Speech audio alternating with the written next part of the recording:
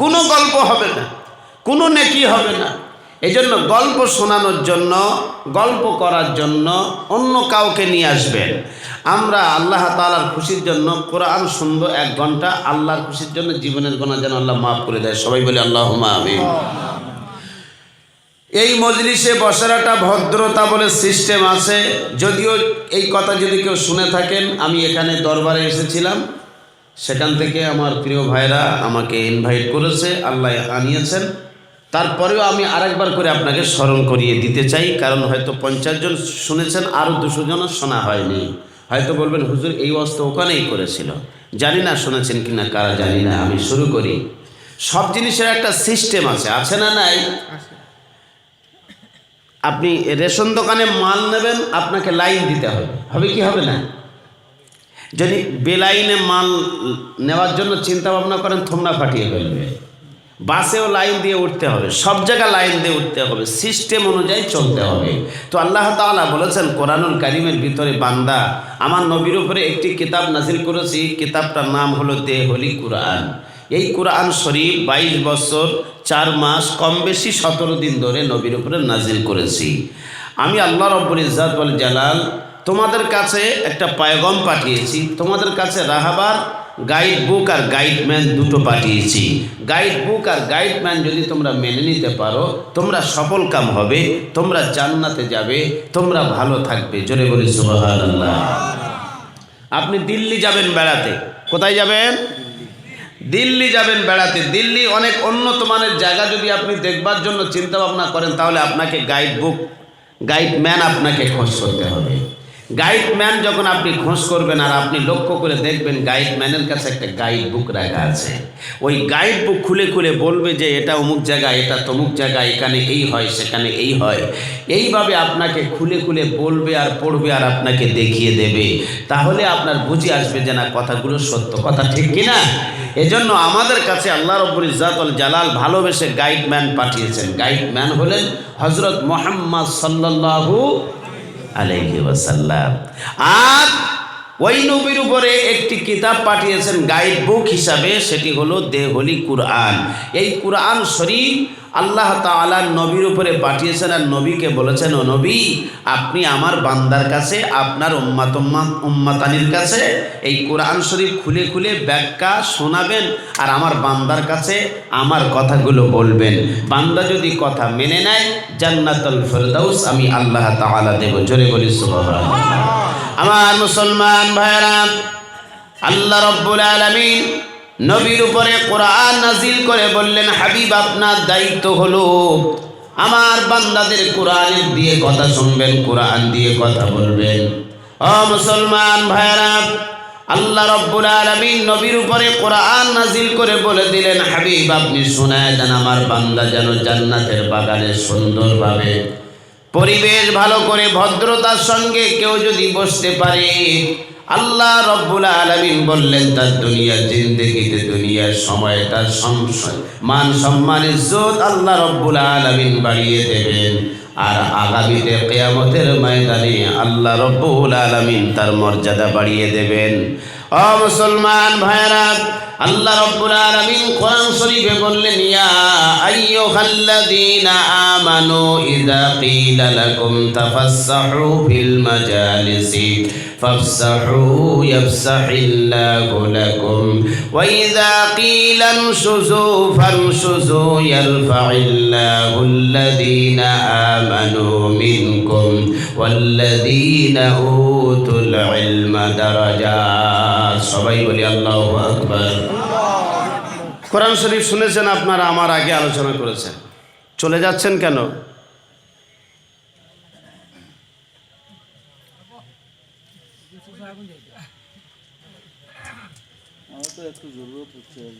আমি কথা বলবো, আসলে আমার একটু ঠিক হতে সময় দেন। আমি মানে শ্রোতাদের মন মানসিকতা ভালো, আসলে মাইকটা আমি সেটিং করতে পারছি না, এই সমস্যা। একটু আগিয়ে দেন তো একটুখানি, আমি এরকম করে যাব বলতে পারিনি, যেন বিয়াড়া হয়ে গেছে। এটা একটু উঁচু মতো, টেবিলটা উঁচু মতো হয়, টেবিলটা না সরিয়ে দিতে হবে, যা তাল সরিয়ে দেন তো। সরিয়ে দেন, কিচ্ছু করে না। টেবিলের উঁচু মতো রাখে কত, সরিয়ে দেন। বান্দা যারা, তারা আমার কোরআনের মজলিসে যখন বসবে তোমরা লক্ষ্য করে বসবে, সামনের দিকে জমে জমে বসবে, পিছনের জায়গাটা খালি করে অপরের বসবার জন্য সুযোগ করে দেবে।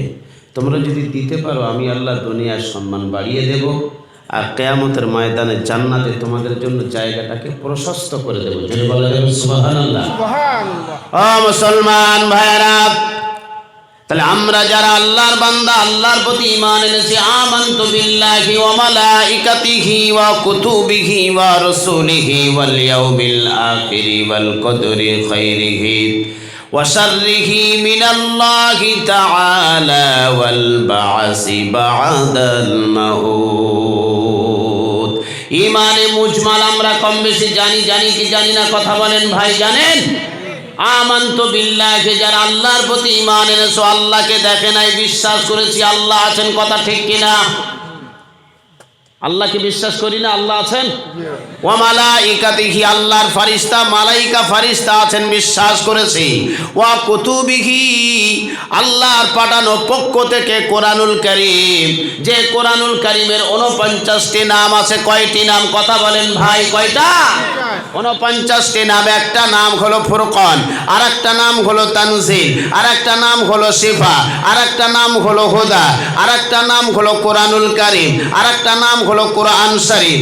এইভাবে 49টি নাম আল্লাহ রব্বুল আলামিন নবীর উপরে পাঠায় দেওয়ার পরে আল্লাহ পাক বললেন, বান্দা শুনে নাও, এই কোরআনটা আমার কিতাব হিসাবে তোমরা যারা বিশ্বাস করেছো, ও আমার ইমানদার বান্দা বান্দী শুনে নাও, তোমাদেরকে যখন বলা হবে আমার জান্নাতের বাগানে সুন্দর করে বসে যাবি, আমি আল্লাহ তোমাদের দুনিয়ায় সম্মান বাড়িয়ে দেব, আর জান্নাতের ভিতরে তোমাদের জন্য জায়গা প্রশস্ত করে দেব। ও মুসলমান ভাইয়েরা, আমরা আল্লাহর খুশির জন্য যদি সময় কাটাই, আমাদের মর্যাদা বাড়িয়ে দেবে কে? সবাই বলেন, কে বাড়িয়ে দেবে? কে বাড়িয়ে দেবেন মর্যাদা? আল্লাহ বাড়িয়ে দেবেন। ও মুসলমান কলিজার টুকরা বাবাজিরা, আমরা সবাই আল্লাহর বান্দা। আল্লাহর কথা যেখানে হয়, আল্লাহর কথা যে প্রান্তে হয়, ওই প্রান্তে ওই জায়গায় যখন আমরা কথা শুনি আল্লাহর রহমত নাজিল হয়। আমরা যারা এই জায়গায় বসেছি আল্লাহ নিশ্চয়ই আমাদেরকে কবুল করেছেন। কথা বলেন, কথা ঠিক কিনা? কবুল করেছেন কি করেননি? যদি কবুল না করতেন আমরা কিন্তু সবাই এ জায়গায় আসতে পারতাম না। কারণ হলো আমার মুসলমান বাবাজি ভাইরা, আল্লাহ রব্বুল আলামিন অন্যত্তরে বলেছেন, ইন্নামা ইউরিদুশ শাইতানু আইয়ুকিআ বাইনাকুমুল আদাওয়াতা ওয়াল বাগদা ফিল খামরি ওয়াল মাইসিরি ওয়া ইয়াসুদ্দাকুম আন যিকিরিল্লাহি ওয়া আনিস সালাত ফাহাল আনতুম মুতাকুন। কোরআন শরীফের পারা নাম্বার হলো 7, সূরার নাম সূরা মাইদা, আয়াত নম্বর 91। আল্লাহ রব্বুল আলামিন বললেন, আমার বান্দা যারা হবে, আমার বান্দা কোরআনের মজলিসে জমে জমে বসে যাবে, আর কেউ যদি ফাঁকা রেখে দেয়, ও বান্দা শুনে নাও, আমি রব্বুল আলামিন জানায় দিলাম, ওই ফাঁকা জায়গায় শয়তান বসে যাবে। শয়তান বসে যাওয়ার পরে তোমাদের দুজনের মাঝখানে কথা ঢুকিয়ে দেবে, বলবে কোরআন ভালো লাগে না, চ বাড়ি চ। বিবি বাড়ি থেকে ফোন করবে, বাড়ি আসো। ছেলে ফোন করবে, আব্বু বাড়ি আসো, আগামীকালকে অমুক জায়গায় যেতে হবে, তাড়াতাড়ি চলে আসো। আল্লাহ রব্বুল আলামিন বললেন, ও বান্দা শুনে নাও, তোমরা যারা ইমানের দাবিদার, ইমানের তোমরা কোরআনের মজলিসে জমে জমে বসে যাবে, ফাঁকা রেখে বসলে তোমাদের ভিতরে এমন করে একে অপরের মস্তিষ্কের ভিতরে শয়তান কথা ঢুকিয়ে দেবে। আর কি করবে জানো? আন যিকিরিল্লাহি ওয়া আনিস সালাহ। আল্লাহ রব্বুল আলামিন বললেন, তোমাদের আল্লাহর নামাজ থেকে গাফিল করে দেবে শয়তান। শয়তান দিতে পারে কি পারে না? কথা বলেন ভাই, পারে? একটু আওয়াজ দেন, পারে? আমি কিন্তু অসুস্থ, এজন্য আপনারা যত আওয়াজ দেবেন তত আওয়াজ বেরোবে। ও মুসলমান ভাইরা, শয়তানটা কে জানেন? শয়তান হলো ফেরেশতাদের লিডার, মুআল্লিমুল মালাকুল, শিক্ষক ছিল। এই শয়তান আল্লাহ রব্বুল আলামিন এমন করে আমাদের আদি পিতার নাম কি নাম? হ্যাঁ, হযরত আদম আলাইহিস সালামকে আল্লাহ রব্বুল ইজ্জাত ওয়াল জালাল এমন করে বানালেন। বানানোর পরে আল্লাহ বললেন, ও ফারিস্তারা, আমার আদমকে সেজদা মার। কাকে সেজদা মারতে বলছেন? আদমকে সেজদা মার। ও মুসলমান ভাইরা, সব ফারিস্তারা আল্লাহর কথাগুলোকে সঙ্গে সঙ্গে মান্যতা দেওয়ার পরে সবাই সেজদা করলেন।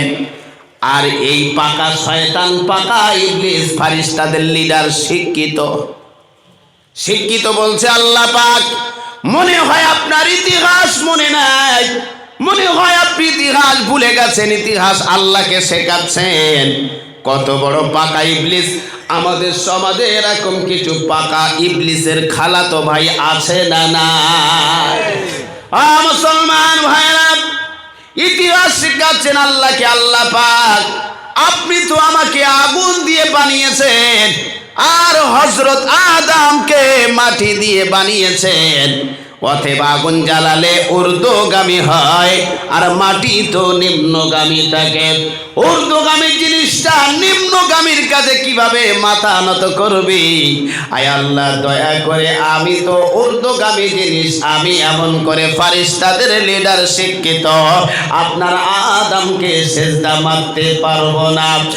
মুসলমান ভাইরা, আল্লাহর কথা অবাধ্য করবার কারণে আল্লাহ রব্বুল আলামিন বললেন, তোর মতো শিক্ষিত ফারিস্তাদের লিডার আমার দরকার।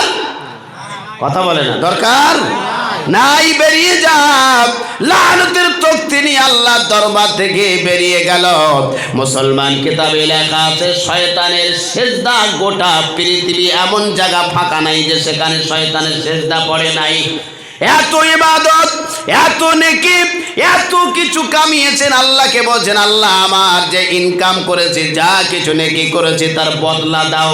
আল্লাহ কোরআনে বলেছেন, ফালইয়ামাল মিসকালা যাররাতিন খায়রান ইয়ারা ওয়া মান ইয়ামাল মিসকালা যাররাতিন শাররান ইয়ারা। ও মুসলমানেরা, ও কলিজার টুকরা বাবাজিরা, আল্লাহ রব্বুল আলামিন কোরআনে হাকিমে জানিয়েছেন, বান্দা শুনে রেখে দাও, তোমরা যতটা ভালো কাজ করবে ওই ভালো কাজ পরিমাণে তোমাদেরকে বদলা আমি আল্লাহ দেব। যত খারাপ কাজ করবে, খারাপ কাজের বদলা আমি আল্লাহ এটাও দেব বান্দা। অতএব আমরা যারা আল্লাহর বান্দা দাবিদার, আমাদের জিন্দেগিতে খারাপ করব না। যতদিন বাঁচবো চেষ্টা করি অন্তত ভালো কিছু করার, করব, ইনশাআল্লাহ করব। মুসলমান ভাইরা, ইবলিস আল্লাহ তরফ থেকে বেরিয়ে যাওয়ার পরে আল্লাহর কাছে আবদার করতে, যা কিছু ইনকাম করেছি এর মালমত্তা দাও। আমরা কাজ করলে মাল চাই না, চাই না, কথা বলেন ভাই, চাই? 12:30 বেজে গেলে, আরে পয়সা দাও, বাড়ি যাবো তাড়াতাড়ি, বাজার টাজার করতে হবে, চাই না? মুসলমান ভাইরা, ইবলিস আল্লাহ তাআলা কি বলছেন? আল্লাহ পাক মালমাত্তা মিটিয়ে দেন। আল্লাহকে বলছেন, এমন করে দেওয়ার পরে আল্লাহ বলছেন, কি চাও, তোমার উদ্দেশ্য বলো না দেখে। ইবলিস বলতে লাগলেন, আল্লাহ, 3টে জিনিস চাই। 1 নাম্বার হলো আমার এই পাওয়ার দিতে হবে। 1 সেকেন্ডের ভিতরে পৃথিবীর এক প্রান্ত থেকে অপর প্রান্ত পর্যন্ত যেন ঘুরতে পারি, এই পাওয়ার, এই ক্ষমতা আল্লাহ রব্বুল আলামিনের কাছে চাইলেন। আল্লাহ বললেন, ঠিক আছে, সমস্যা নাই, দিয়ে দিলাম। 2 নাম্বার হলো, আপনার বান্দাদেরকে, বান্দীদেরকে ধোঁকা দিয়ে দিয়ে, বোকা বানিয়ে, তাদের রক্তের সঙ্গে মিশ্রিত হয়ে তাদের যেন বোকা বানিয়ে জাহান্নামে নিয়ে যেতে পারি। আল্লাহ পাক এই ক্ষমতা দিতে হবে। আল্লাহ পাক বললেন, অসম্ভব না, সম্ভব, ক্ষমতাই দিলাম।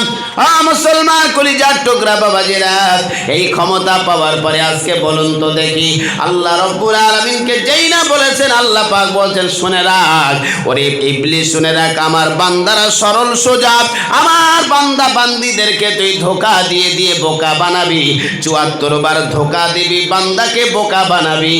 আর আমার বান্দা যদি একবার বুঝে আমার নামে সিজদা দিয়ে দোয়া চায় আর ক্ষমা চায়, আমার কাছে যদি মাপে চাই, ওয়ামাইয়া আমাল সুআন আও ইয়াজলিম নাফসা সুম্মা ইয়াস্তাগফিরিল্লাহ ইয়াজিদিল্লাহ গফুরুর রহিমা।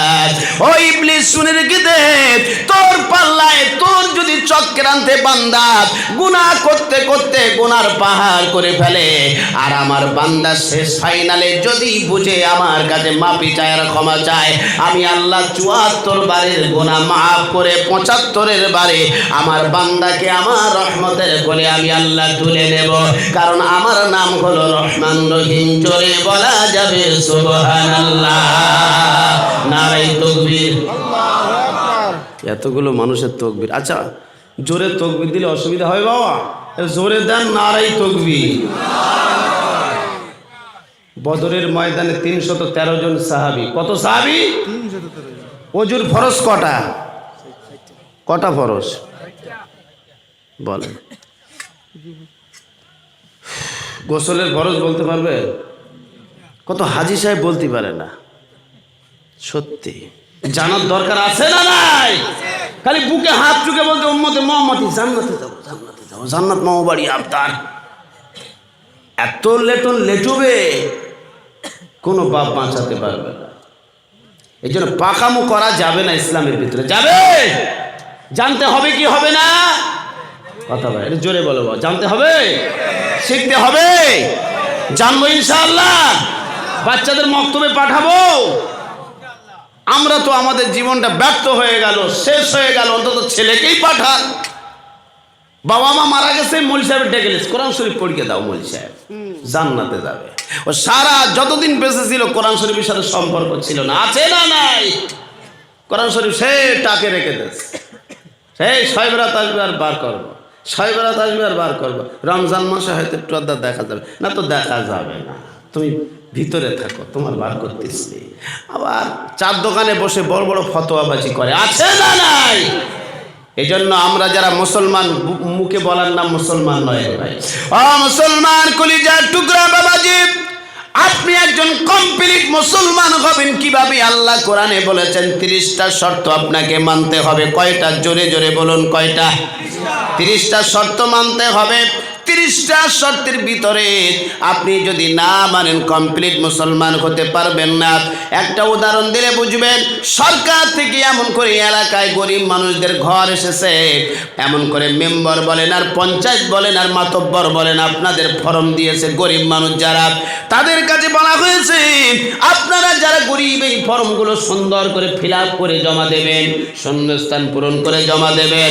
এমতো অবস্থায় দেখতে পাওয়া গেল 50টা ফর্ম দিয়েছে, 30টা ফর্ম সুন্দর করে শূন্যস্থান পূরণ করে জমা দেওয়ার পরে আর 20টা ফর্ম এমন করে 2, 4, 6টা শূন্যস্থান পূরণ করেছে, বাকি কমপ্লিট করে নাই। ওইভাবে 50টা ফর্ম জমা পড়েছে। যিনি অফিসার ঘর দেবেন এমন করে ফর্মগুলো বার করে দেখলেন 30টা সাকসেসফুল সুন্দর করে ফিল আপ করা হয়েছে, আর বাকি 20টা ফর্ম ভালোভাবে ফিল আপ করা হয় নাই। ও মুসলমান বলুন তো দেখি বুকে হাত দিয়ে, যে 20টা ফর্ম আনকমপ্লিট ভাবে জমা দিয়েছে, ওই ফর্মগুলো আলমারিতে যাবে না ডাস্টবিনে যাবে? কোথায় যাবে? জোরে জোরে বলুন, কোথায় যাবে? কি যাবে না? যাবে। ও মুসলমান ভাইরা, কমপ্লিট হয়ে যাওয়ার পরে 30টা ফর্ম কমপ্লিট হলো। সরকার এমন করে যে অফিসারের দায়িত্ব, 30টা ঘর পাস হয়ে গেছে, ঘর এসে গেল গ্রামে, ঘরের কাজ চলছে। যেসব 20 জন 20টা ফর্ম জমা দিয়েছিল, তারা মেম্বারের কাছে গিয়ে বলছে, সব মেম্বারকে ঝালাই করে দেই, মেম্বারকে একটু কায়দা করে কষিয়ে দেই, কারণ আমাদের ঘর কেন আসে নাই? মেম্বার তল্লাশি নেওয়ার পরে বলছে, ও গ্রামের মেম্বার, এমন করে আপনার এলাকার যে 20টা মানুষ ফর্ম জমা দিয়েছিল, কেউ 2টো, কেউ 3টে, কেউ 4টে, সাকসেসফুলভাবে শূন্যস্থান পূরণ করার না কারণে তাদের নামে ঘর পাস হয় নাই। তাদের এমন করে ফর্মগুলো ডাস্টবিনে ফেলে দেওয়া হয়েছে, এমন করে ফর্ম কাজে আসে নাই। ও মুসলমান, কলিজার টুকরা বাবাজিরা, মানে বুঝতে হবে যে 20টা ফর্মে আনকমপ্লিট ফর্ম জমা দিয়েছে, ওরা ঘর পাওয়ার যোগ্যই না, অপদর্থ। কথা ঠিক কি ঠিক না? কথা বলেন ভাই। কাজ করবেন ভক্তি করে, খানা খাবেন ভক্তি করে, ও মুসলমান পোশাক পরবেন সুন্দর ভক্তি পরে, ও মুসলমান কোরআন শুনবেন ভক্তি ভরে, ইবাদত করবেন ভক্তি ভরে। ভক্তি ভরে যদি ইবাদত করতে পারেন, ভালোভাবে যদি আল্লাহর প্রশংসা আদায় করতে পারেন, নামাজ পড়বেন ভক্তি ভরে যদি করতে পারেন, আপনি কিন্তু ডাস্টবিনে যাবেন না, সোজাসুজি আল্লাহর জান্নাতে চলে যাবেন। জোরে জোরে বলেন সুবহানাল্লাহ। নারায়ে তাকবীর, নারায়ে তাকবীর। মুসলমান ভাইরা, হযরত বিলাল রাদিয়াল্লাহু তাআলা আনহু, তার কোনো ডিগ্রি ছিল না, ছিল নাকি? বড় লোকের বেটা, বড় লোকের বেটা, এর কথা বল, বড় লোকের বেটা ছিল। মুসলমান হযরত বিলাল রাদিয়াল্লাহু তাআলা আনহু কালো ময়লা ঝুলের মতো, কোনো ডিগ্রি ছিল না, বড় লোকের বেটা নয়, টাকাওয়ালার বেটা নয়, বাড়ি বিশাল শহরে নয়। হযরত বিলাল রাদিয়াল্লাহু তাআলা আনহু আমার নবীর সঙ্গে কানেকশন জুড়বার কারণে আল্লাহ রাব্বুল আলামিন মর্যাদা বাড়িয়ে দিয়েছে। জোরে বলুন সুবহানাল্লাহ। আপনি যদিও তেমন ওই নবীজির সঙ্গে কানেকশন জুড়তে পারেন, বিশ্ব নবীর সঙ্গে মহাব্বত তৈরি করতে পারেন, মর্যাদা বাড়িয়ে দেবে কে? কে?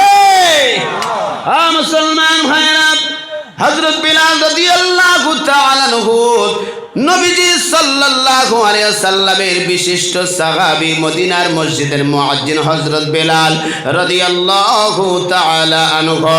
আল্লাহ রাব্বুল আলামিন দুনিয়ার জমিনে এমন করে ইতিহাস আপনাকে শোনাতে চাইছি, একটা উদ্দেশ্য হলো ব্যর্থ জীবনটা যদি ভালো জিনিসের সঙ্গে মিশাতে পারেন, ওই জিনিসটা কিন্তু মর্যাদা বাড়িয়ে দেবে আল্লাহ। জিরো থেকে হিরো হয়ে যাবে জীবনটা যদি আল্লাহ ওয়ালাদের সঙ্গে মিশাতে পারেন, ভালো জিনিসের সঙ্গে চলতে পারেন, জিরো মানুষটা হিরো হয়ে গেছে। এজন্য একটা ঘটনা আপনাদের বলতে চাইছি বোঝানোর জন্য। আল্লাহ রাব্বুল আলামিন সর্বপ্রথমে পৃথিবীর জমিনে কলমকে বানালেন। কলমকে বানানোর পরে আল্লাহ বললেন, ওরে কলম চলে যা, দুনিয়ার জমিনে আমার নাম লিপিবদ্ধ করে দে। এমন করে আমি আল্লাহ আমার বড়ত্ব মহত্বর কথাগুলো লিপিবদ্ধ করে দিই। কলম সব কিছু লিপিবদ্ধ করে দেওয়ার পরে কলম বলতে লাগলেন, আল্লাহ এই জমিন ঠান্ডা হয় না, এই জমিন কম্পন বন্ধ হয় না, ব্যাপারটাকে বুঝি না। আল্লাহ রাব্বুল আলামিন বলেন, ওরে কলম কি ব্যাপার, কেন কম্পন বন্ধ হচ্ছে না? ও কলম শুনে রাখো, আমি আল্লাহ তোমাকে আরেকটা নাম আমার নামের পরে লিখে দিতে বলছি, দেখো তো নামটা লেখার পরে দুনিয়ার জমিন ঠান্ডা হয় কি না। মুসলমান ভাইরা, আল্লাহ রাব্বুল আলামিন কলমকে বললেন, ও কলম, ও কলম, আরেকটা নাম তোমাকে বলে দিতেছি, নামটা হলো বিশ্বনবী মুহাম্মদ সাল্লাল্লাহু আলাইহি ওয়াসাল্লাম। লা ইলাহা ইল্লাল্লাহ মুহাম্মাদুর রাসূলুল্লাহ। জোরে বলুন সুবহানাল্লাহ। আমার মুসলমান ভাইরা, প্রথমে আল্লাহর নাম লেখা হলো, এই জমিন টলমলো টলমলো করল। দ্বিতীয়বারে আল্লাহ নিজেই মুখে বললেন, আমার নামের পরে মুহাম্মাদুর রাসূলুল্লাহ নামটা লিখে দাও। নামটা লিখে দেওয়ার পরে কলম আল্লাহর কাছে বলছেন, আল্লাহ পাক যেভাবে দুনিয়াটা কাঁপাকাঁপি করছিল, এই যে আপনার নামের পরে নামটা এমন করে লিখে দিলাম, লিখে দেওয়ার অপেক্ষা জমিন ঠান্ডা হতে অপেক্ষা করে না। জোরে বলুন সুবহানাল্লাহ। সেই নবীর ভালোবাসায় বসেছি, কথা ঠিক কি না? সেই নবীর কথা শুনে যদি আমাদের জীবনটা আলোকিত করতে পারি, আপনার জীবনটাও দামি হয়ে যাবে। মুসলমান ভাইরা, সর্বপ্রথমে এই জমিনে কে আযান শেখালো জানেন? আল্লাহ রাব্বুল আলামিনের একজন ফেরেশতা। আল্লাহ রাব্বুল আলামিন এমন করে ফেরেশতাকে বললেন, ফেরেশতা তুমি আমার নামে আযান দেওয়া শুরু করে দাও। আল্লাহর ফেরেশতা আযান শুরু করলেন। আজান শুরু করার পরে বিশ্বনবী সাল্লাল্লাহু আলাইহি ওয়াসাল্লাম ওই আজানটা সর্বপ্রথমে ফারিস্তাদের থেকে নিয়ে নবীজি বেলাল রাদিয়াল্লাহু তাআলা আনহুকে শেখায় দিলেন, বেলাল তুমি আর কোনো জায়গায় যাবে না, তুমি এমন করে আমার সঙ্গে থাকবে আর আল্লাহর ধ্বনি দেবে, আজান দেবে, আল্লাহর নামে ডাকবে, আল্লাহর বান্দাদের। কাদের ডাকবে কথা বলেন ভাই, কাদের? আল্লাহর বান্দাদের। আমরা কার বান্দা? সবাই বলেন কার বান্দা? মুসলমান ভাইরা, হযরত বেলাল রাদিয়াল্লাহু তাআলা আনহুকে আজান দিতে বললেন। হযরত বেলাল রাদিয়াল্লাহু তাআলা আনহুকে বললেন, বেলাল তুমি এমন করে বাইতুল্লাহর এমন করে চাতোয়ালে উঠে আজান দেওয়া শুরু করে দেবে। বেলাল, হযরত বেলাল রাদিয়াল্লাহু তাআলা আনহু আজান দেবেন। নবীজি আজান দেওয়ার কথা বললেন। বেলাল আজান দেওয়ার মুখে ভাবছেন কোন দিকে আজানটা দেব, আমি সামনে দেব না পিছনে দেব, ডাইনে দেব না বামে দেব, বুঝতে পারছি না, কিবলা নির্ণয় করতে পারছি না, আজানটা কিভাবে দেব। মুসলমান ভাইরা, হযরত বেলাল রাদিয়াল্লাহু তাআলা আনহু এমন করে চিন্তা ভাবনা করলেন আজানটা কিভাবে দেই। নবী তো আজান দিতে বলেছেন। আল্লাহর নবী সাহাবী বেলাল রাদিয়াল্লাহু তাআলা আনহু এমত অবস্থায় চিন্তা ভাবনা করে নিলেন, যাই হয় হোক আজানটা আমার নবীজির দিকে তাকিয়ে তাকিয়ে আল্লাহ নামে আজান দেওয়া শুরু করে দেয়। আজান কমপ্লিট হয়ে গেল। বিশ্ব নবী সাল্লাল্লাহু আলাইহি ওয়াসাল্লামকে বলতে লাগলেন, হাবিব একটা কথা আপনাকে বলতে চাই, বেয়াদবি করেছি কি জানি না। আল্লাহর নবী বললেন, বেলাল তুমি কি জানো? ও বেলাল, এমন করে তুমি যে আজান দেওয়ার দিক এমন করে নির্ণয় করলে, আমি নবীজি আমার দিকে তাকিয়ে তাকিয়ে আজান দিলে, আমার দিকে দেখে আজান দিলে, তুমি আল্লাহ রব্বুল আলামিন তোমার এই আজানটা আরশে আজিমে কবুল হয়ে গেছে। একবার জোরে বলুন সুবহানাল্লাহ। কারণ বেলাল শুনে নাও, আল্লাহ রব্বুল আলামিন তোমার নবীর খাতিরে আল্লাহ পাক এই বাইতুল্লাহ এমন করে কাবা শরীফটা আল্লাহ রব্বুল আলামিন দুনিয়া জমিনে নামিয়ে দিয়েছেন। তোমার নবীর ভালোবাসায় এই কাবা শরীফটা আল্লাহ রব্বুল আলামিন কবুল করেছেন।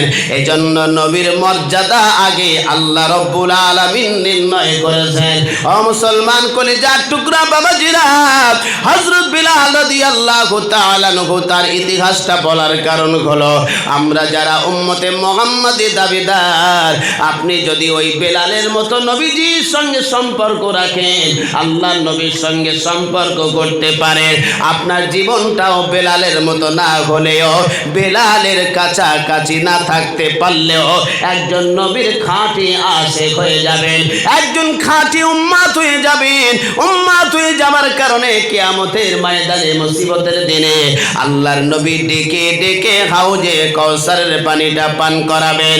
হাউজে কাউসারের পানি পান করিয়ে বিশ্ব নবী সাল্লাল্লাহু আলাইহি ওয়াসাল্লাম বলবেন, উম্মত রে, কোনো চিন্তা নাই, ভাবনা নাই, জান্নাতে যাবার জন্য আমি নবী তোমার জন্য যথেষ্ট থাকব। জোরে বলুন সুবহানাল্লাহ। তবে শর্ত হলো নবীকে নেতা হিসাবে মানতে হবে। আমরা সবাই মানব ইনশাআল্লাহ। মানব ইনশাআল্লাহ, বলি মানবো। মুসলমান ভাইরা, বেলালের ইতিহাস বেলাল রাদিয়াল্লাহু তাআলা আনহু কানে শুনেছেন। নবী একজন দাবিদার হয়েছে মক্কার জমিনে। আমি ঘটনা বলতে বাধ্য হয়েছি, হয়তো মন্তব্য করবেন, কি ব্যাপার রাত্রে আর কোরআন শরীফ এখন যে বলবো, আপনাদের সেই মন মানসিকতা নেই। আমি এই বেলালের কথাটা বলবো, শুনবেন ইনশাআল্লাহ। আমার মুসলমান ভাইরা, হযরত বেলাল শুনেছেন মক্কার জমিনে একজন ছেলে দাবিদার, নবী দাবিদার হয়েছে। বেলাল উমাইয়ার বাড়িতে কাজ করেন। একজন কালো বেলাল, হাবশী দাসী বেলাল। শুনবার পরে বিশ্ব নবী সাল্লাল্লাহু আলাইহি সাল্লামের বাড়িতে গোপনে গোপনে চলে গেলেন ঠিকানা নিয়ে। কে নবী দাবি করেছে, কে নবী দেখতে চায়, আল্লাহর নবীর পরীক্ষা করবার জন্য বেরিয়ে গেলেন। গিয়ে দেখেন বিশ্বনবী মুহাম্মদ সাল্লাল্লাহু আলাইহি সাল্লাম কিছু সাহাবী নিয়ে বসে আছেন, আলোচনা করছেন। বেলাল গিয়ে আস্তে আস্তে আলোচনার মজলিসে বসলেন। আল্লাহ নবীর কথা শুনলেন, নবীজির মুখ মুচকে হাসি এমন করে দেখলেন। নবীজির মুখস্থিত বাণী কিছু শুনবার পরে বেলাল আল্লাহর নবীর প্রতি মুগ্ধ হয়ে গেলেন। মুসলমান ভাইরা, বেলাল কিছু না বলে বাড়িতে চলে আসলেন। আল্লাহ রসুল কি যা পরীক্ষা করার পরীক্ষা করে ফেললেন। বেলাল বাড়িতে আসার পরে চিন্তা ভাবনা করলেন, আর আমাকে একা থাকা যাবে না। হযরত মুহাম্মদ সাল্লাল্লাহু আলাইহি ওয়াসাল্লামের হাতে হাত দিয়ে ইমানের কলেমা পড়ে মুসলমান হয়ে যেতে চাই। একবার জোরে বলুন সুবহানাল্লাহ। মুসলমান ভাইরা, বেলাল পরের দিন আবার বললেন, ও আমার মনিব, আমাকে একদিন ছুটি দেবেন, আমি একটু আমার বিশেষ কাজে যাব। এমন করে পরের দিনে ছুটি নিয়ে আবার নবীজির দরবারে চললেন। আল্লাহ নবীর কাছে গিয়ে সরাসরি বললেন, ও আল্লাহ নবী, ও মুহাম্মদ, ও আব্দুল্লাহর বেটা মুহাম্মদ, আমি গতকালকে এসেছিলাম, আপনাকে পরীক্ষা নিরীক্ষা করে বুঝতে পেরেছি আপনি একজন নবী, আপনি একজন মহান ব্যক্তি, আপনি একজন আল্লাহ প্রেরিত রাসূল ও বান্দা। আমি বুঝেছি আপনি সত্য নবী, অতএব আপনার ব্যবহারে মুগ্ধ হয়ে গেছি। আমি আর সইতে পারলাম না, তাড়াতাড়ি করে আপনার কাছে চলে এসেছি। আপনি আর দেরি করিয়েন না। ও মুহাম্মদ সাল্লাল্লাহু আলাইহি সাল্লাম, আমাকে আপনি ইমানের কলেমা পড়ায় মুসলমান করে দেন, আমি মুসলমান হতে চাই।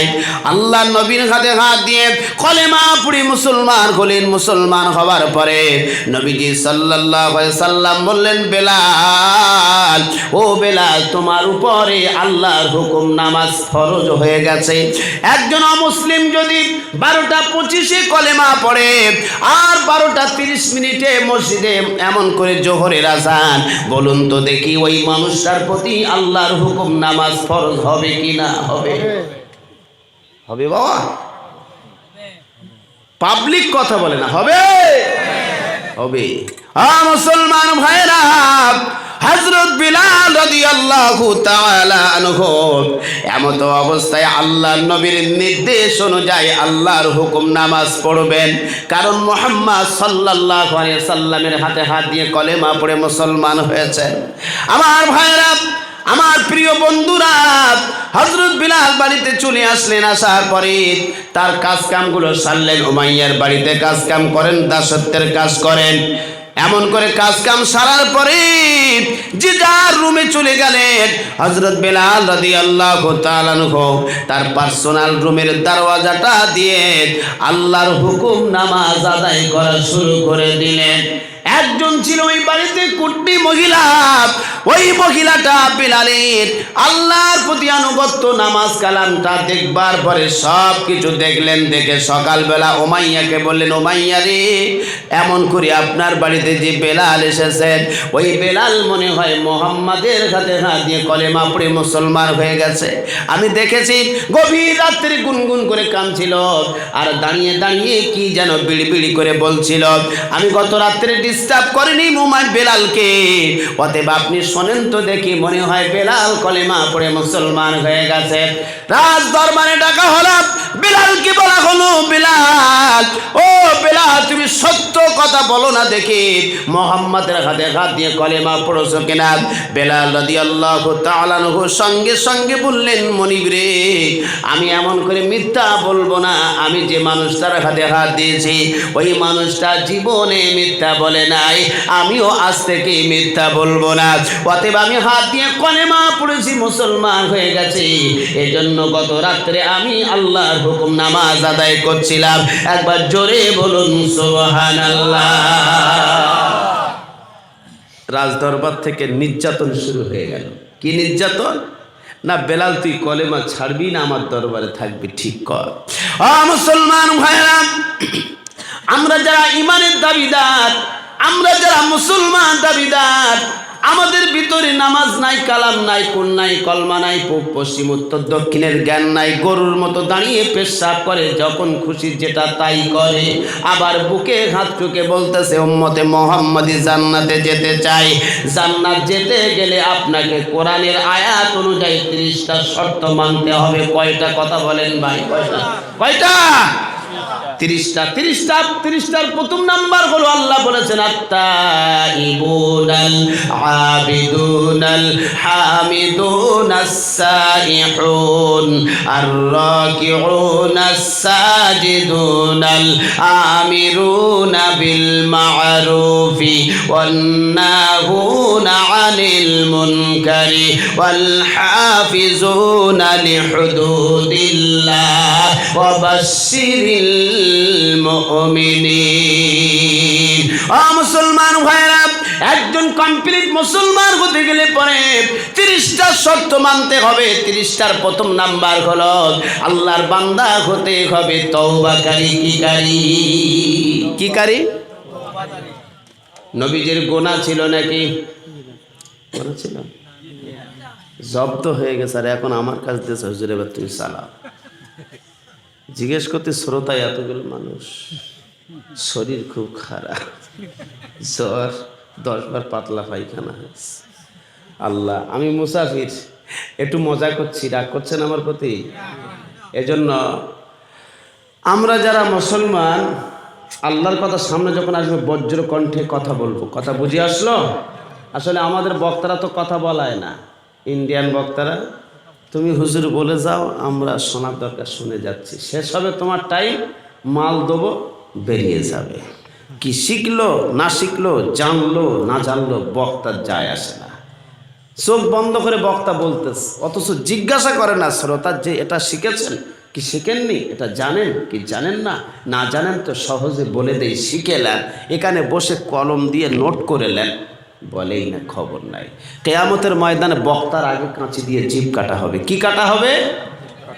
জিহ্বা কাটা হবে। কারণ তুমি নাদান, তুমি আল্লাহর কথাটা স্পষ্ট করে বলো নাই, তোমার পেট পুঁজির ধান্দায় তুমি খালি গলাবাজারি করে গেছো। এজন্য হিসাব আগে তোমাকেই দিতে হবে। প্রিয় মুসলমান ভাই, আপনাদেরকে একটা কথা বলি, সব জিনিসের একটা সিস্টেম আছে। মুসলমান হতে গেলে আপনাকে সিস্টেমের ভিতরে আসতে হবে। কথা বুঝে আসলো? যেহেতু আল্লাহ বলেছেন ইয়া আইয়ুহাল্লাযীনা আমানু দুখুলু ফিস সিলমি কাফা ওয়া লা তাত্তাবিউ খুতুওয়াতিশ শাইতান ইন্নাহু লাকুম আদুউম মুবিন। ও আমার বান্দা, ও আমার বান্দি, শুনে নাও, তোমরা যদি কমপ্লিট মুসলমান হতে চাও, ইসলামের ভিতরে পরিপূর্ণ প্রবেশ করো। কিসের ভিতরে? এখন এই ওয়াজ করলে শ্রোতা পালাবে, থাকবে না। কেন জানে? কোরআন ভাল লাগবে না, হুজুর গল্প বলেন ভাল লাগবে। যাই হোক, আমি বলবো ইনশাআল্লাহ।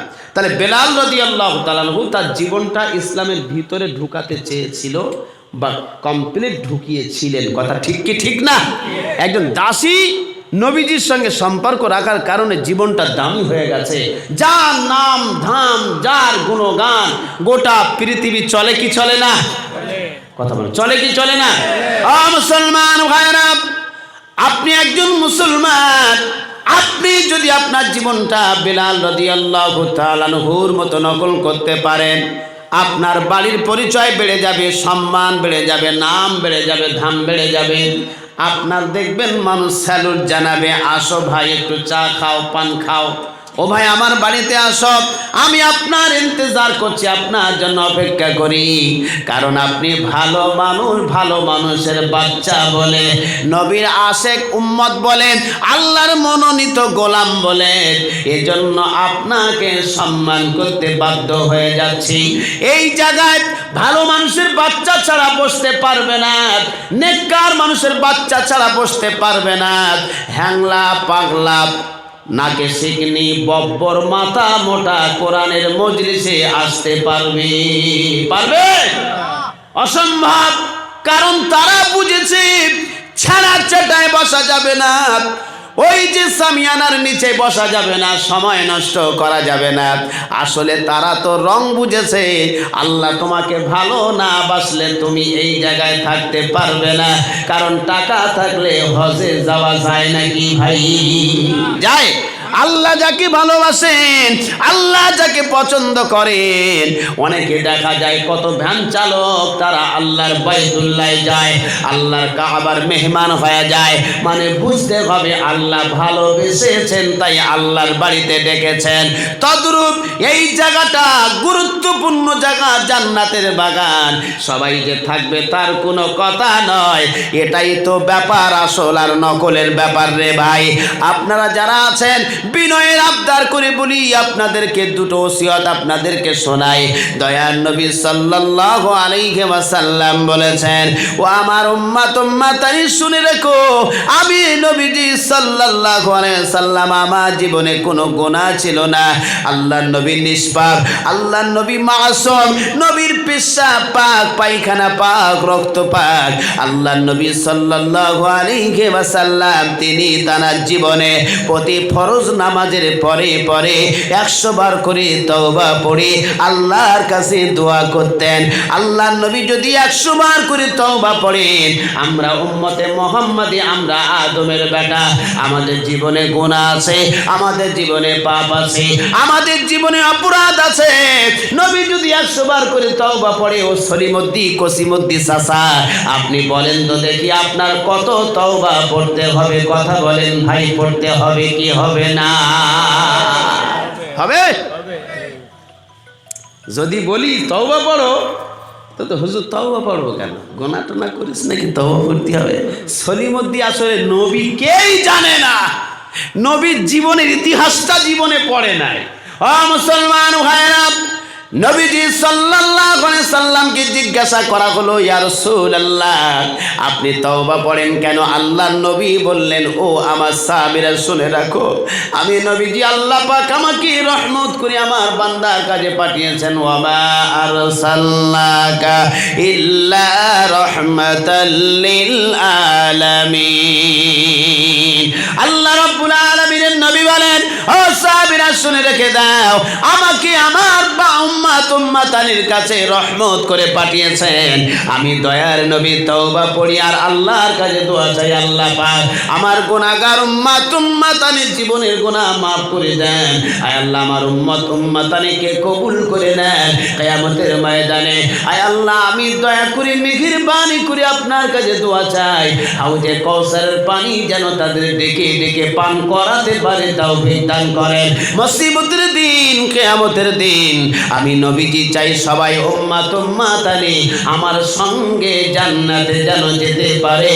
এই জন্য তাদের জন্য তওবা করে দোয়া করতে থাকি। একবার জোরে বলুন সুবহানাল্লাহ। বন্ধু তো বন্ধুকে ভালোবাসবে, মুখে ভালোবাসা বললে ভালোবাসা হয় না, ভালোবাসার নামগুলো কাজে পরিণত করতে হয়। মুসলমান মুখে বললে মুসলমান হওয়া যায়? মুসলমান গরুর গোশত খাওয়ার নাম মুসলমান নয়, মুখে দাড়ি রাখার নাম মুসলমান নয়, মুসলমানি দেওয়ার নাম মুসলমান নয়। কলিজার টুকরা বাবাজি, বাবা মুসলমান, মায়ে মুসলমান, দাদাই মুসলমান, দাদি মুসলমান। আপনি যে মুসলমান হবেন তার কোনো গ্যারান্টি নাই। মুসলমান হতে গেলে আপনাকে কি করতে হবে জানেন? আল্লাহ কোরআনে বলেছেন, ইয়া আইয়ুহাল্লাযীনা আমানু তাকুল্লাহা হাক্কা তুকাতিহি ওয়া লা তামুতুন্না ইল্লা ওয়া আনতুম মুসলিমুন। নারে তাকবীর, নারে তাকবীর। মুসলমান হতে গেলে পরে আল্লাহ রাব্বুল আলামিন কোরআনে বলেছেন, সর্বপ্রথমে ভয় করতে হবে আমি আল্লাহ। আমার ভয় হবে কার? কার ভয় করতে হবে? আল্লাহ। আল্লাহর ভয় ছাড়া কারোর ভয় করা যাবে না। সবাই বলেন যাবে বাবা। আল্লাহর ভয় করবেন তো কমপ্লিট মুসলমান হবেন। তাহলে মুখে দাবি করলে মুসলমান হওয়া যায়? আল্লাহ রাব্বুল আলামিন বলেন, ও বান্দা বান্দি শুনে রাখো, আমি আল্লাহ রাব্বুল আলামিন কোরআনে হাকিমে জানিয়ে দিলাম, পরীক্ষার হলে যখন পরীক্ষা হয়, পরীক্ষা হলে যখন এমন করে পরীক্ষার্থী যখন পরীক্ষার হলে পৌঁছে যায় আর মাস্টারেরা তাদের ব্যাগ আর সব সামানপত্রগুলো বাইরে বার করে দেয়, দেয় কি দেয় না কথা বলেন ভাই? টুকলি আছে না কি আছে, মোবাইল আছে না কি আছে, যাতে কোনো সমস্যা না যেন হয়, সব কিছু বাইরে বার করে দেওয়ার পরে পরীক্ষার্থীর ঘরের ভিতরে বসিয়ে দিয়ে ভালো করে সেফটি সুন্দর করে বসিয়ে দেওয়ার পরে এবারে তাদের হাতে প্রশ্ন তুলে দেওয়া হয়। এই প্রশ্নগুলো অ্যান্সার বার করে তুমি তোমার সাদা পৃষ্ঠায় লিখে জমা দেবে। তারপরে তোমার পরীক্ষার রেজাল্ট আসবে। কথা ঠিক কি ঠিক না কথা বলেন ভাই? মুসলমান ভাইরা আমার কলিজার টুকরা বাবাজিরা, কোন স্টুডেন্ট কোন ছাত্র ছাত্রী যদি তার পড়ার জীবনটা, পড়ার লাইফটা, পড়ার বছরটা ভালো করে পড়াশোনা করে, পরীক্ষার হলে কিন্তু সুন্দর করে লিখে দেবে, সব প্রশ্নের উত্তর বার করবে, সব কিছুর প্রশ্নের উত্তর বার করে এমন করে জমা দেবে, মুসলমান কলিজার টুকরা যখন রেজাল্ট আউট হবে ভালো নাম্বারে পাস করবে। আর যারা সারা বছর পড়া নাই, খবর নাই, কিছু নাই, বইয়ের সঙ্গে সম্পর্ক নাই, তারা খালি ওই এমন করে প্রশ্ন পাওয়ার পরে খাতায় লাল গোল আর নীল গোল ছাড়া কিছুই তারা লিখতে পারে নাই। ওইভাবে যখন খাতা জমা দিয়েছে আর বাবা বলছে ওরে উম্মনা রে ভালো করে লিখেছিস তো, এমন করে বাবাকে বলছে বাবা খুব চাঙ্গা করে লিখেছি, ভালো করে লিখেছি, অসুবিধা নাই, ভালো নাম্বারে পাস করব। রেজাল্ট আউট হয়ে গেল, সলিমুদ্দিন ছেলে পাস করলো, আব্দুল্লাহর বেটা পাস করলো, এমন করে আব্দুর রহমানের মেয়ে পাস করলো, আর এদিকে এমন করে নিয়ামতুল্লাহর ছেলে গোল রসগোল্লা খেয়ে বাড়ি আসলো। নিয়ামতুল্লাহ বলল কি হলো রে বাবা, তোর পিছনে অনেক টাকা খরচ করেছি, তোকে 3টে মাস্টার দিয়ে পড়িয়েছি, তোকে অনেক দামি দামি তোর মনের চাহিদা মিটিয়েছি, তুই ফেল করলি কি ব্যাপার আমি বুঝি না। এবারে নিয়ামতুল্লাহ বুঝেছে আমার ছেলেটা আসলে এচড়ে পেকে গেছে, তাই জীবনে ওর পড়াশোনা হবে না, আর গোটা বছরটা নষ্ট করে ফেলেছে, যার জন্য ওর রেজাল্ট না, ওর রেজাল্টের ব্যাকগ্রাউন্ড এসেছে। আমরা যারা দাবিদার মুসলমান, যদি এচড়ে পেকে যায়, নামাজ নাই, কালাম নাই, যদি মুয়াজ্জিন ডাক দেয় হাইয়া আলাস সালাহ, এসো নামাজের দিকে, ও মুসলমান আজান হলে শয়তান পালায়, পালায় কি পালায় না? ও মুসলমান আজান হলে যদি শয়তান পালায়, এটার বেলা আমরা সবাই জানি। আর আমাদের ঘরের কিছু ছেলেরা আজান হলে মসজিদের থেকে দূরে পালায়, বলতেছে এবারে পালা, মুয়াজ্জিন ঢুকতেছে, এবারে আসবে ইমাম সাহেব নামাজের জন্য ডাকবে। কিছু মুসলমান যুবক পালায় কি পালায় না কথা বলেন ভাই? পালায়। আজান হলে তো শয়তান পালায়, তাই মুসলমান পালাচ্ছে শয়তান না কি? আজান হলে দরকার কি ছিল? নামাজে যাওয়ার না, নামাজে যাওয়ার না, নামাজে যাওয়া। ও বাবাজি আমার, তাহলে আমরা যারা দাবিদার, দাবি করে বসে থাকলে হবে না। ও মুসলমান কলিজার টুকরা বাবাজি, আপনাকে কাজ করতে হবে, কাজের বদলা আমার আল্লাহ রব্বুল আলামিন দেবেন। এজন্য কাজ হবে একজনার, সিজদা হবে একজনার, তাওয়াক্কুল হবে একজনার, ভরসা হবে একজনার। আল্লাহ রাব্বুল আলামিন বলেছেন ইয়া আইয়ুহাল্লাযীনা আমানুত্তাকুল্লাহা, তোমরা যারা ঈমান এনেছো তোমরা ভয় করবে আমার। আমার ভয় তোমার ভিতরে যখন কাজ করবে, কারোর ভয় তোমার করতে হবে না। আমার ভয় থাকলে তোমার জীবন জিন্দেগিটা ভালোভাবে কাটবে। এই ফজরের সময় মুয়াজ্জিন আযান দিল, এত ঠান্ডা, এমন করে মুসলমান কলিজার টুকরা বাবাজি সবাই ঘুমিয়ে আছে। যারা আল্লাহর ভয় করে তারা কিন্তু কাতা বালি ছেড়ে দিয়ে তাড়াতাড়ি আল্লাহর ঘরে হাজিরা দেয়, দেয় কি দেয় না কথা বলেন ভাই? দেয়। মানে আল্লাহর ভয় আছে, নামাজে যদি না যায় কেউ কিছু বলবে না, কিন্তু হকিকতে যাদের ভিতরে আল্লাহর ভয় আছে, আল্লাহর খৌফ আছে, তারা চিন্তা ভাবনা করবে আমি আল্লাহর বান্দা, আমি আল্লাহর ভয় করি, আমি আল্লাহর হুকুম নামাজ আদায় করতে যাই। একটা মানুষের প্রতি নামাজ ফরজ হয়ে যাবে যখন 12 বছর বয়স হয়ে যাবে।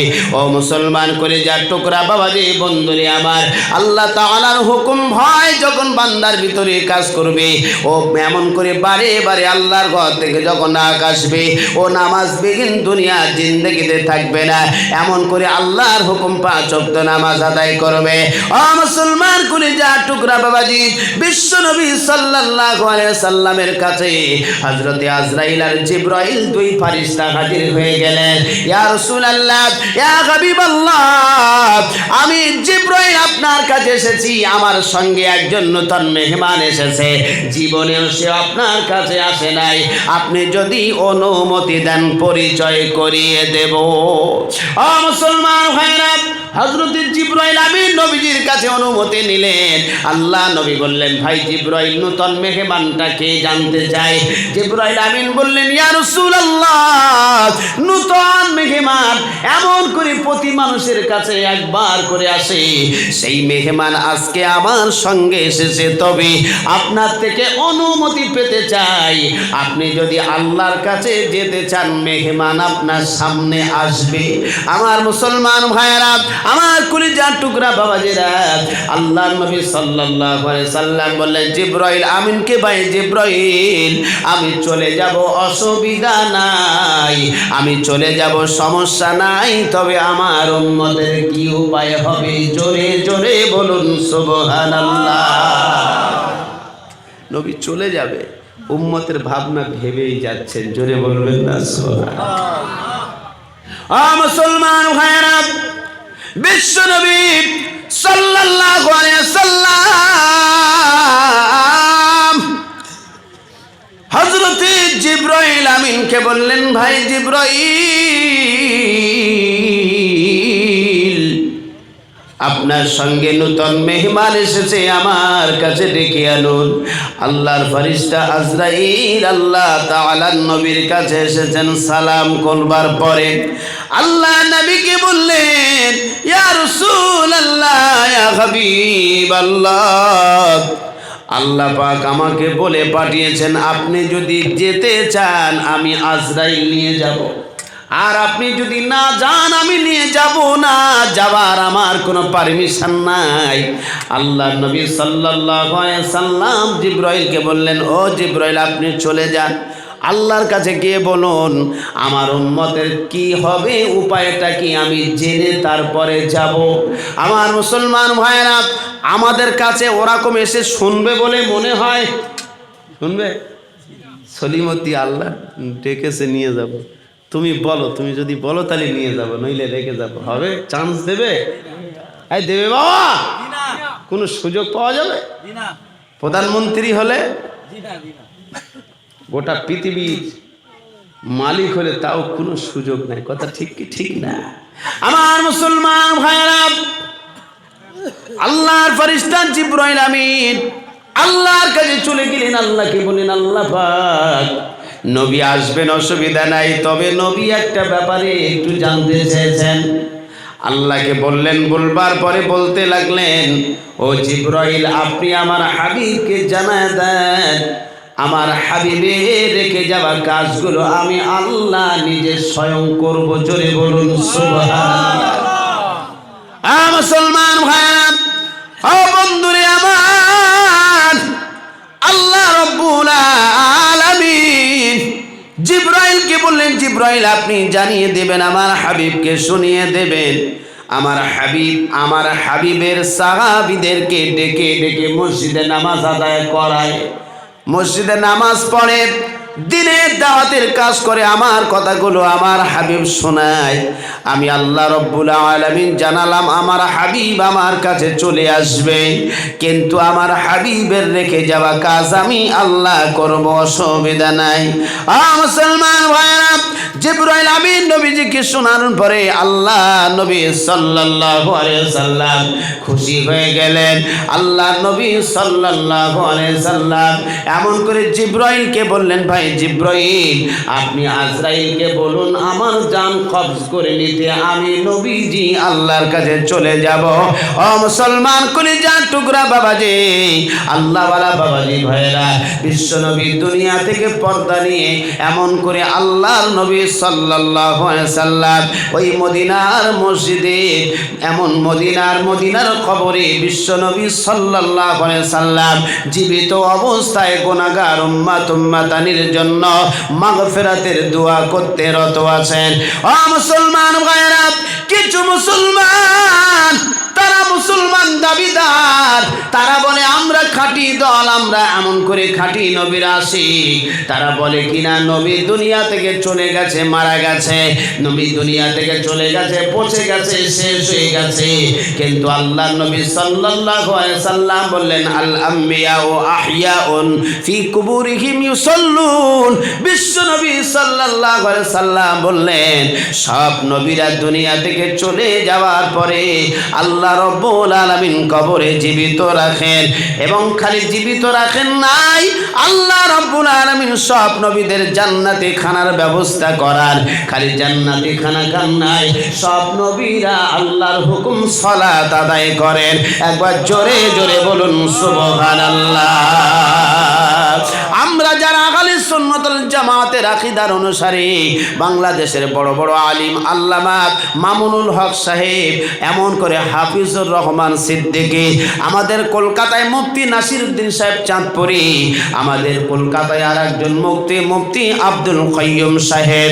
ও মুসলমান ভাইরা, পাঁশকুড়া মাদ্রাসার শাইখুল হাদিস আল্লামা আজিজুল হক সাহেব মাদ্দাজুল্লাহুল আলী, আপনাদের এলাকার আল্লামা সারিমুল হক সাহেব মাদ্দাজুল্লাহুল আলী, আল্লামা আব্দুল জলিল নিজামী সাহেব বসিরহাট, আল্লামা হুজুর রহমাতুল্লাহ আলাইহি ফুরফুরায় শুয়ে আছেন, মুজাদ্দিদুজ্জামান আমির শরীয়ত দাদা হুজুর পীর কেবলা রহমাতুল্লাহ আলাইহি। গোটা এশিয়া মহাদেশের ভিতরে বড় বড় সুন্নিয়তের আলিমেরা, তানাদের আকীদা হলো, তানাদের মত হলো নবী কবরে জিন্দা, নবী কবরে খানা খায়। খালি খানা খায় নাই, নবী আল্লাহর হুকুম সালাত ও কবরে আদায় করেন, আর গুনাহগার উম্মাতানির জন্য মাগফিরাতের দোয়া করতে থাকেন। খালি মাগফিরাতের দোয়া করেন নাই, এই গুনাহগার উম্মাতানি নবীর প্রতি যারা দরুদ পড়ে, আল্লাহর একদল ফেরেশতা নিয়োজিত রাখা আছে, ওই ফেরেশতাগুলো মতির খানচায় করে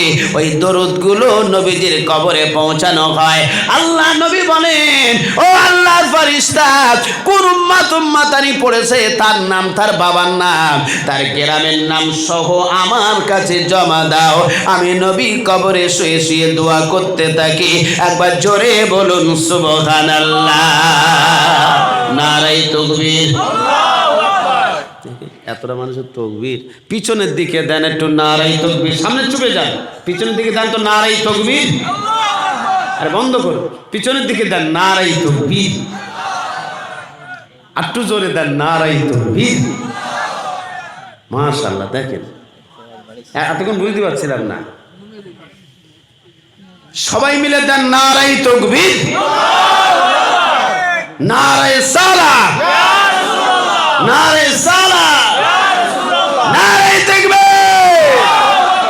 আমরা সবাই মানি নবী কবরে জিন্দা, কথা ঠিক কি ঠিক না? মানি কি মানি না? আহলে সুন্নাতুল জামাতের আকীদা হলো আমরা সবাই মানি নবী খানা খান, নবী নামাজ পড়েন, তার কাটা মুসলমান নামের কলঙ্ক। তারা বলে নবী মারা গেছে। রাজ্জাক নামের কাজ্জাব কোরআন শরীফ ভালো করে পড়তে পারে না, আছে না নাই? মোবাইল ইন্টারনেটে দেখে তাদের মাসালা। এই সাহেবেরাতের সময় একটা কথা বলেছে, আমি কথাটা এবারে বলতে বাধ্য হচ্ছি। সে বলেছে সাহেবেরাতের রাত্রে ইবাদত না করে কেউ যদি, বলবো সমস্যা নাই তো, কেউ যদি বেশ্যাখানায় যায় মনে হয় আরো বেশি ফায়দা হবে। নাউজুবিল্লাহ বলবেন না? কত বড় মুসলমান নামের কলঙ্ক অপদত্ত। এজন্য আমার ভাইদেরকে বলছি, আমরা যারা আহলে সুন্নাতুল জামাতের আকীদার অনুসারী তাদেরকেই বলছি, খবরদার ওদের খপ্পরে, ওদের চিন্তা ভাবনায় পা দেবেন না, ওদের ভিডিওই দেখবেন না, সামনে আসলে উড়িয়ে দেবে। আমার মুসলমান ভাইয়েরা চুক্তিবদ্ধ হয়েছে, এমন করে তারা বলেছে কোটি কোটি টাকা তারা তাদের সঙ্গে আমার প্রিয় ভাইরা চুক্তিবদ্ধ হয়ে তারা মুসলমানের ভিতরে একটা ফাটল ধরাতে চাইছে।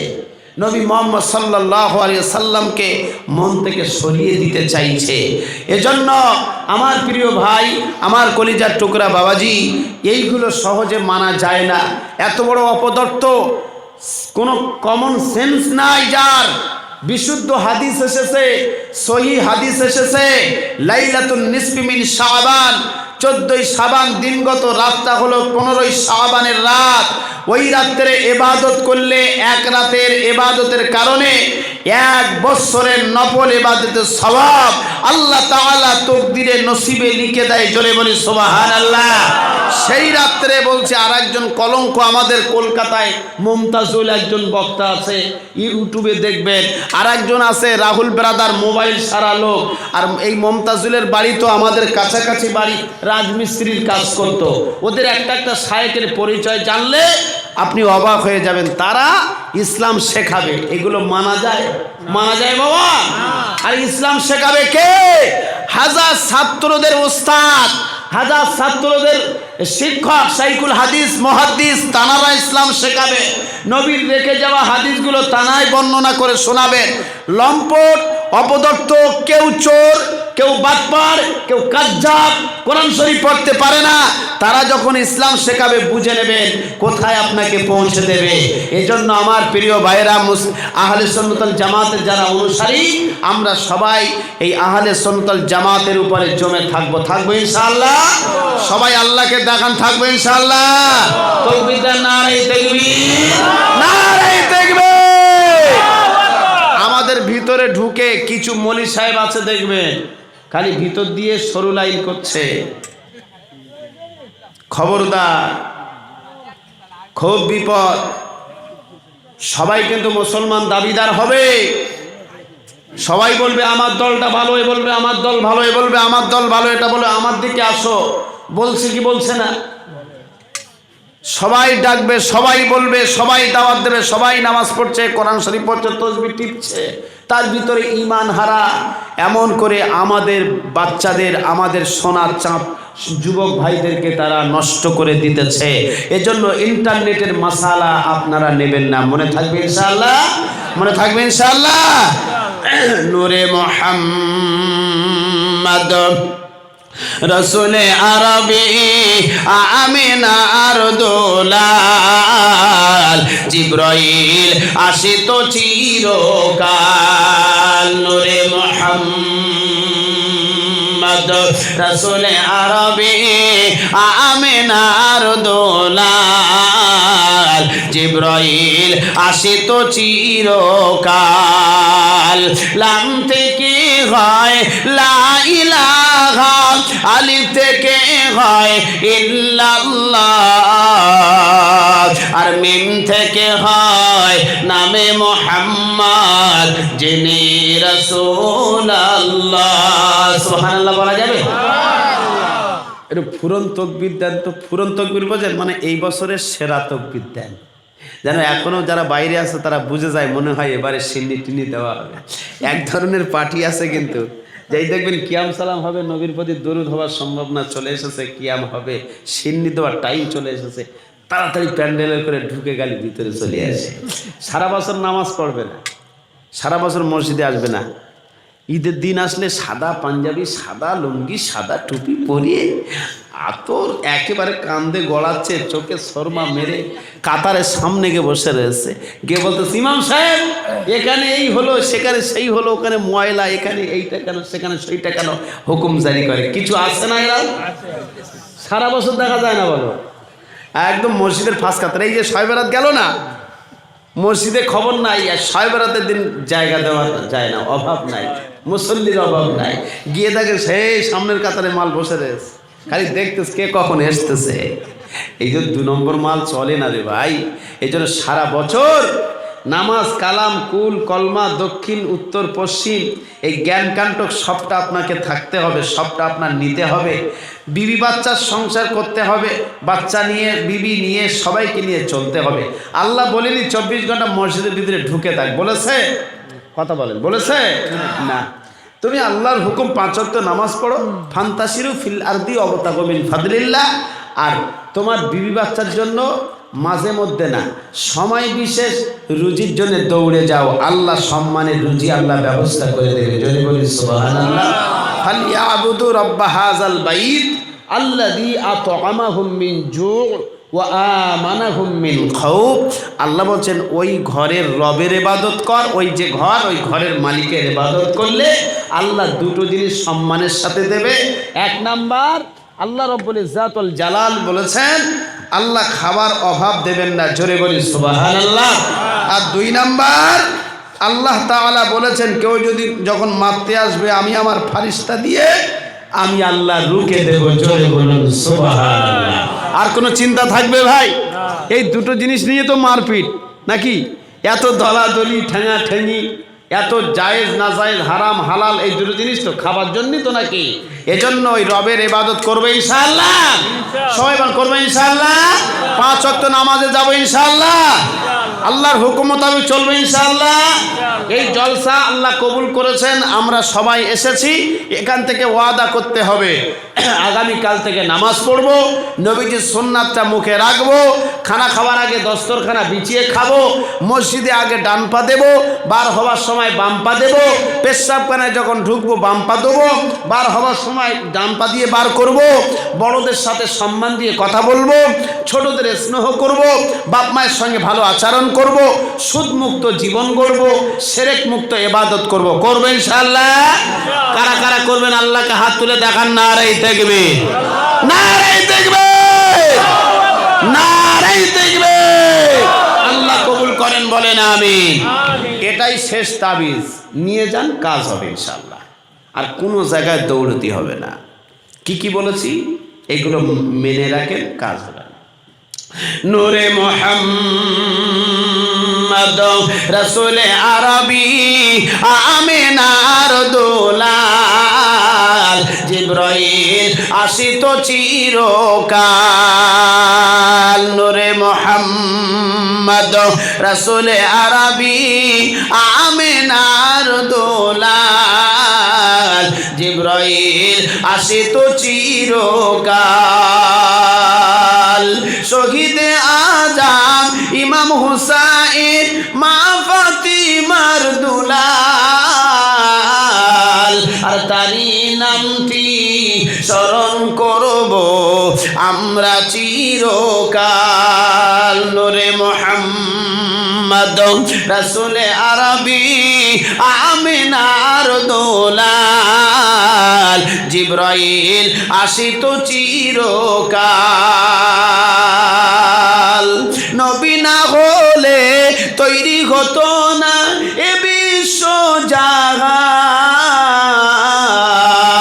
আর এই কথাটি পবিত্র হাদিসে রয়েছে প্রমাণ। সুবহানাল্লাহ বলা যাবে? জোরে বলা যাবে সুবহানাল্লাহ। নবী না হলে তৈরি হতো না এ বিশ্ব জাহান, আর এই কথাটি পবিত্র হাদিসে রয়েছে প্রমাণ। নূরে মুহাম্মদ রাসূলে আরবি আমিনার দুলাল, জিবরাইল আসিত চিরকাল। আল্লাহুম্মা সাল্লি আলা সাইয়্যিদিনা মাওলানা মুহাম্মদ ওয়া আলা আলি সাইয়্যিদিনা মাওলানা মুহাম্মদ সাল্লাল্লাহু আলাইহি ওয়াসাল্লাম। দুটো মেডিসিনের কথা বলবো, বলবো ইসলামিক তরিকায় খুব গুরুত্বপূর্ণ মেডিসিন।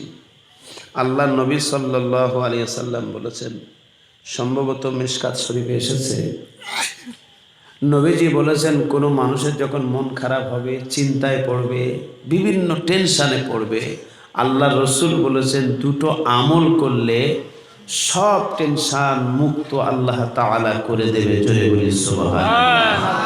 টেনশন তো মুক্ত হবে, যার জন্য টেনশন করবেন সেটাও সাকসেসফুল হয়ে যাবে। জোরে বলা যাবে সুবহানাল্লাহ। এক নাম্বার হলো নবীজির প্রতি দরুদ পড়তে হবে। কি পড়তে হবে? সবাই বলে দরুদ।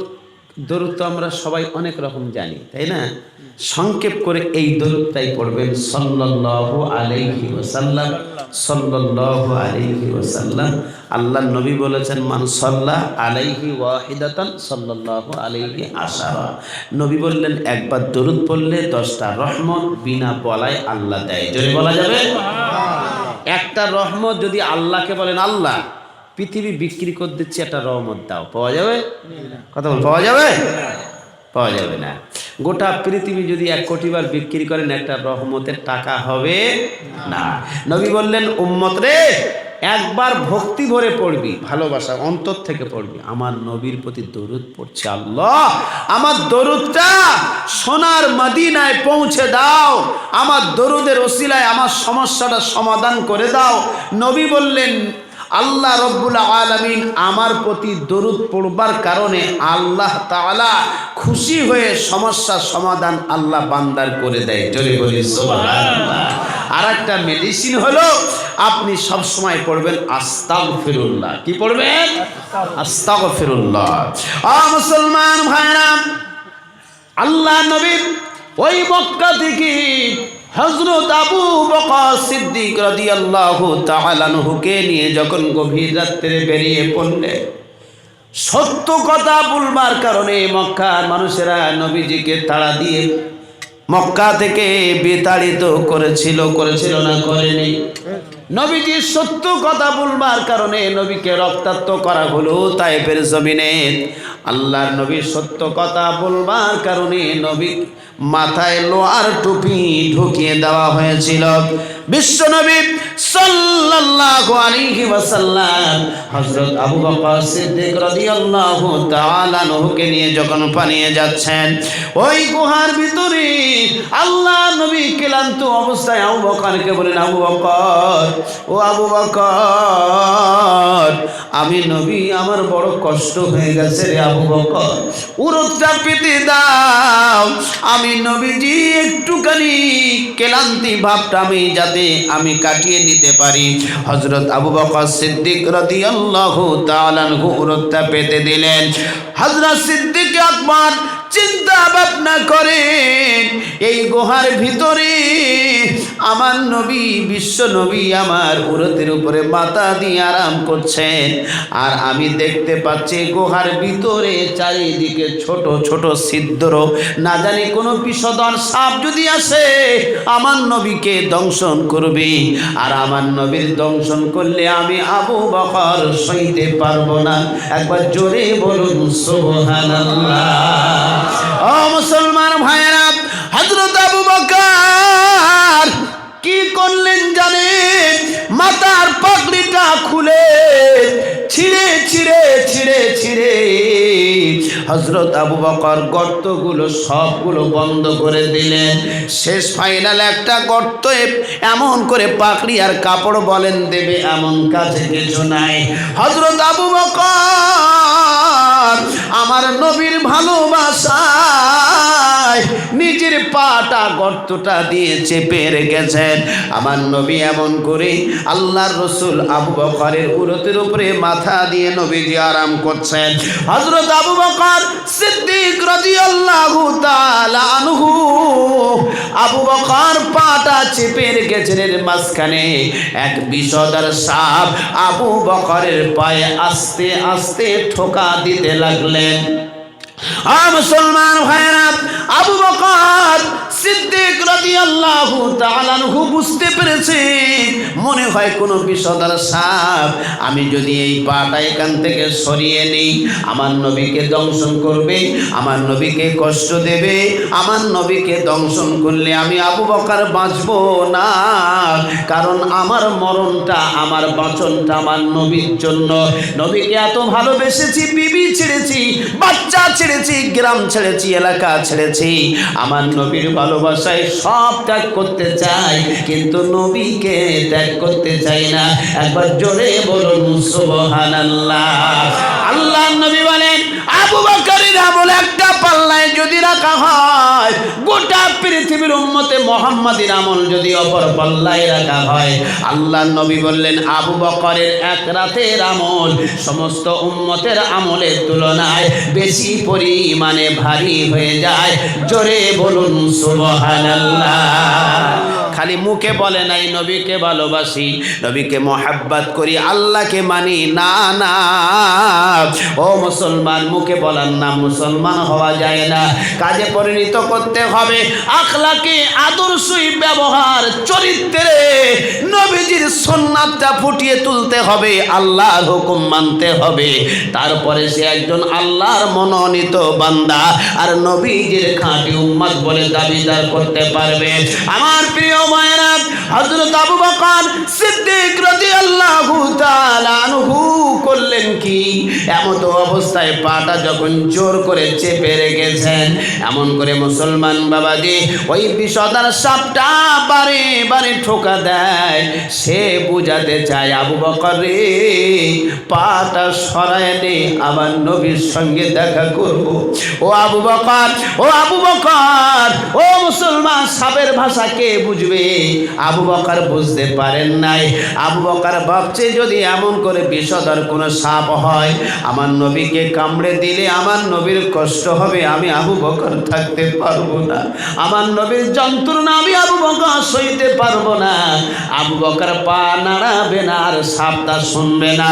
বারে বারে যখন ঠোকা দেওয়ার পরে আবু বকর পা না সরাছে, ওই সাপের এমন করে করলেন কি, সাপ আল্লাহ নবীর সাহাবী আবু বকরের পায়ে দংশন করে দিলেন। দেওয়ার পরে হযরত আবু বকর সিদ্দিক রাদিয়াল্লাহু তাআলা আনহু কিছুক্ষণ যেতে না যেতে দেখতে পাওয়া গেল আল্লাহ নবীর সাহাবী আবু বকর বিষের যন্ত্রণায় ছটফট করতে লাগলেন। তারপরেও নবী আরাম করছেন, নবীকে জানতে দেন নাই। হযরত আবু বকর সিদ্দিক রাদিয়াল্লাহু তাআলা আনহু সহ্য না করতে পেরে আবু বকর সিদ্দিক রাদিয়াল্লাহু তাআলা আনহুর চোখের পানি নবীজির মুখে এক ফোঁটা যখন গরম পানি পড়েছেন, আল্লাহর নবী সাল্লাল্লাহু আলাইহি সাল্লাম সঙ্গে সঙ্গে ঘুমটা ভেঙে গেল। যাওয়ার পরে আল্লাহ নবী আবু বকরকে বললেন, ও আবু বকর, কি ব্যাপার, তুমি কেন কান্না করো? আবু বকর, বিবির কথা মনে পড়েছে কিনা, বাচ্চার কথা মনে পড়েছে কিনা? আবু বকর, আবু বকর বললেন, ইয়া রাসূলুল্লাহ, ইয়া হাবিবাল্লাহ, আমার বিবির কথা মনে পড়ে নাই নবী গো, আমার বাচ্চার কথা মনে পড়ে নাই, আমার গ্রামের কথা মনে পড়ে নাই নবী গো। ও নবী, আমি এমন করে আপনাকে আমার উরুতে আরাম করবার জন্য অনুমতি দিলাম, আপনি আরাম করছিলেন, আর আমি দেখলাম এই কুয়ার ভিতরে ছোট ছোট গর্তগুলো, আমি আমার পাকড়িগুলো ছিঁড়ে ছিঁড়ে গর্ত ভরে দিলাম, আর একটা গর্তই দেওয়ার মতো কিছু ছিল না, আমি আবু বকর পাটা দিয়ে আটকে রেখে দিলাম। অবশেষে ইয়া রাসূলুল্লাহ, আমার পায়ে যেন কি বারে বারে ঠোকা দিতে লাগলো, আমি আবু বকর পা যখন সরালাম না, আমার পায়ে দংশন করে দিয়েছে। ইয়া রাসূলুল্লাহ, ওই পায়ে দংশন করে দেওয়ার পরে বিষের যন্ত্রণা জ্বালা সইতে না পেরে ইয়া রাসূলুল্লাহ, আমার কষ্টের ভিতরে আমার চোখে পানি চলে এসেছে। ও মুসলমান, ও কলিজা কলিজার টুকরা বাবাজি বিশ্ব নবী সাল্লাল্লাহু আলাইহি ওয়াসাল্লাম আবু বকরকে বললেন, আবু বকর শুনে রাখো, আল্লাহ রাব্বুল আলামিনের নবী আমি জানিয়ে দিলাম তোমার হাবিবকে, তোমার নবীকে বিশ্ব ডক্টর হিসাবে আল্লাহ কবুল করে নিয়েছে।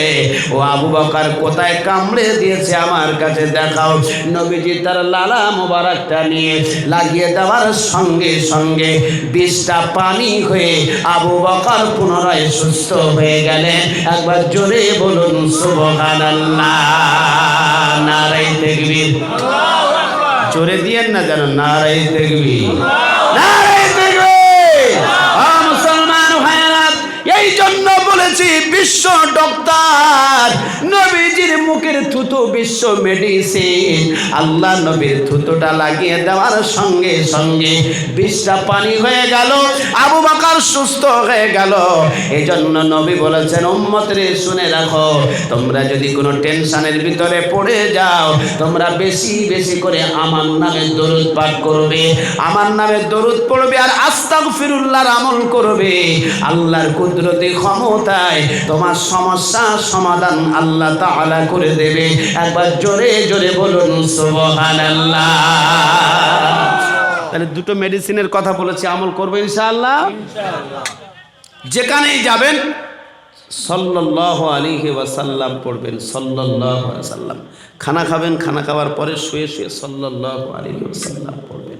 রাস্তায় চলবেন, সাল্লাল্লাহু আলাইহি ওয়াসাল্লাম পড়বেন। নামাজ পড়ে উঠবেন, আস্তাগফিরুল্লাহ পড়বেন। খানা খাবেন, খানা খাওয়ার পরে আস্তাগফিরুল্লাহ পড়বেন। পড়বেন ইনশাআল্লাহ, পড়বেন ইনশাআল্লাহ। আজকে এই জলসায় এসেছি, উদ্দেশ্য কি আমাদের? দুটো জিনিস, না জানা জিনিসটাকে জানবো, আর না আমল করাটা জিনিসটা আগামীকাল থেকে আমল করবো ইনশাআল্লাহ। এই জন্য তো জলসা দেওয়ার কথা, ঠিক কি ঠিক না? না মানুষ দেখানোর জন্য? মানুষ দেখানোর জন্য বাবা, মানুষ ভালো বলবে যে জলসা শুননেওয়ালা, জলসা দেনেওয়ালা, তার জন্য নয়, আল্লাহকে খুশি করনেওয়ালা হতে চাই। কথা ঠিক মনে থাকবে ইনশাআল্লাহ। এর জন্য দুটো আমল করব, আল্লাহ যেন আমাদের এই আমলটা করার তৌফিক দান করেন। সবাই বলি আল্লাহুম্মা আমিন।